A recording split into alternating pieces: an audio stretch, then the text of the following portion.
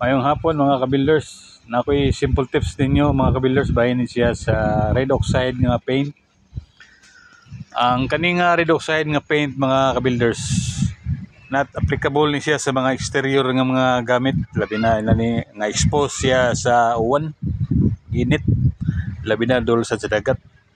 Di ni siya pwede man din resulta mga kabuilders sa gamit ng red oxide. Tayon gini siya.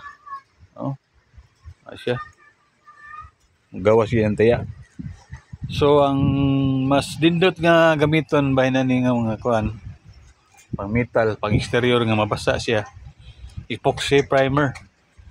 Ya, samot ni siya kaligon kung imong sapawan human sa primer duha coating sapawan nimo og quick dry enamel nga sigon sa color, black or white or any color. Basta epoxy primer ang imong ibis. Ayaw ni gamitang mga red oxide pang exterior nga mapasa siya.